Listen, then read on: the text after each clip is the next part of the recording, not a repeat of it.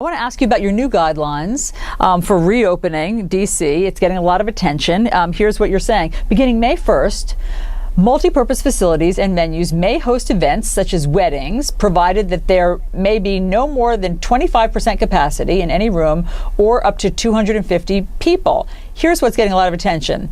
Standing and dancing receptions are not allowed. What good is a wedding without dancing, Mayor, and why no dancing?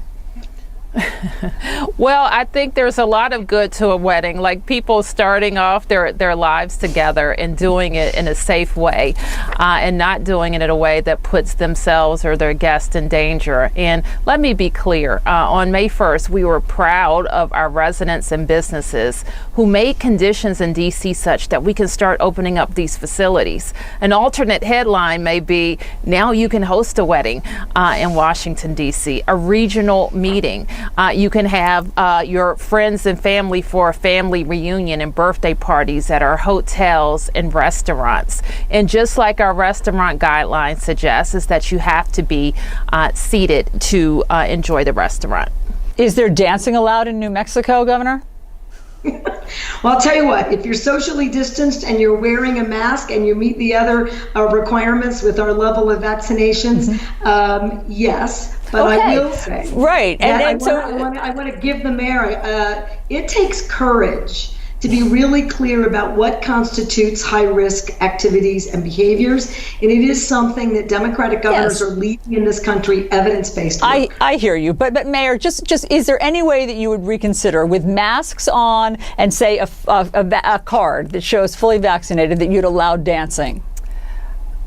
We're absolutely considering opening more activity as our case rates go down and our vaccination rates go up. And that's stay on the subject of kids, because summer camps are coming up and a lot of parents are looking forward to sending those kids out and hoping they have a great summer since they weren't able to last summer.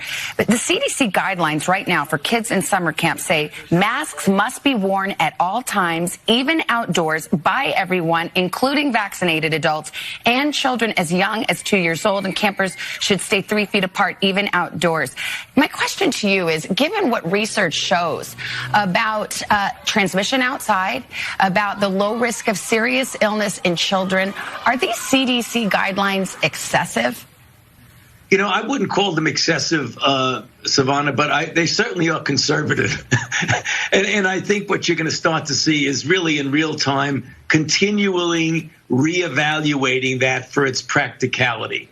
Because you're right, people look at that and they say, well, is that being a little bit too far right now? Yeah, because aren't we supposed to be, we've been told, people have been preaching for a year, follow the science. The science doesn't suggest those CDC guidelines are too sensible for little kids outside in 90-degree heat running around with masks.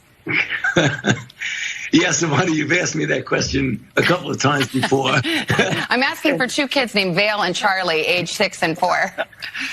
Yeah, well, you're right. The CDC makes decisions based on science. They will continually reevaluate that. You're right. It looks a bit strict, a bit stringent, but that's the reason why they keep looking at that and trying to. Quite enough. And I do the flip side of how I asked that question. I don't think it's asked this way quite enough. And I do hear frustration among vaccinated people who say, why am I being prohibited from doing stuff because there are others who refuse to get vaccinated? So why not say to people who won't get vaccinated, okay, fine, but you can't do stuff?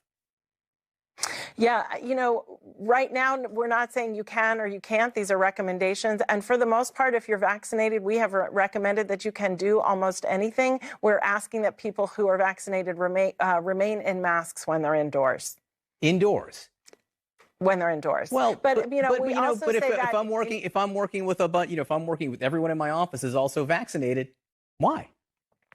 So I was going to say indoors and really in public settings. So, you know, in our private settings guidance, we say if you know for certain that everyone around you has been vaccinated, they're not at risk of, they have no high risk people in their households, then we say in those settings that you could take off your mask. You know, a matter of local interest to you, Brookline, Mass, down the road from where you lived and worked for years, they're not lifting the outdoor mask mandate despite your guidance. You know, what's your message to Brookline? This is going to be community by community, and some communities may be more conservative. I will tell you, I was there not too far distant back, and I saw more and more people outdoors not wearing their masks. I want to ask you about summer camps. The CDC has issued guidance on summer camps for the summer that advises kids to wear masks except when eating or swimming. Outdoor activities and sports, they need to wear masks, avoid close contact sports. Dr. Dimitri Christakis, who's an epidemiologist and editor-in-chief of one of the leading journals for pediatric medicine, JAMA Pediatrics, he says this is unnecessarily draconian. What's your reaction? I read that comment. Here's what I think. I think that we saw last summer that there were outbreaks in summer camps and that kids had to go home. They had to not attend these summer camps. We're trying to make it possible for these kids to be able to have as normal of a summer as possible.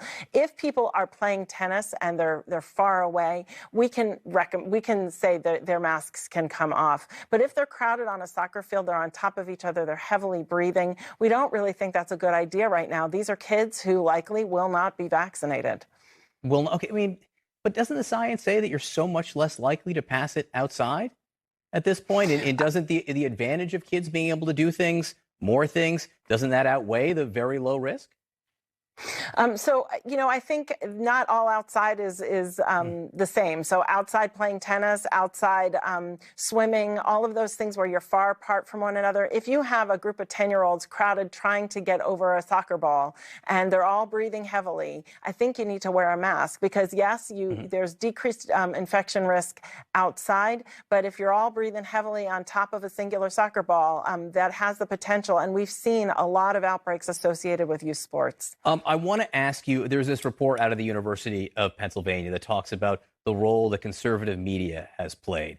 And it said that the reports by conservative media have increased people's willingness to believe conspiracy theories and reduced mask wearing and vaccinations, basically. How much do you blame conservative media in this regard? I think this is less about populations and more about people and individuals. When we say this population will get vaccinated and that population won't, or this population heard this and that population heard that, I do think that there is a lot of mis and disinformation out there, and I think that's really quite unfortunate, and we're doing a lot that we can to combat that. But what I will say is when it comes to vaccination, these are individual choices, and so we need to talk to individuals one at a time, trusted messengers, getting them the information that they need. So in their individual choice, regardless of how they vote, regardless of what they listen to, their individual choice has them select to get a safe, effective vaccine.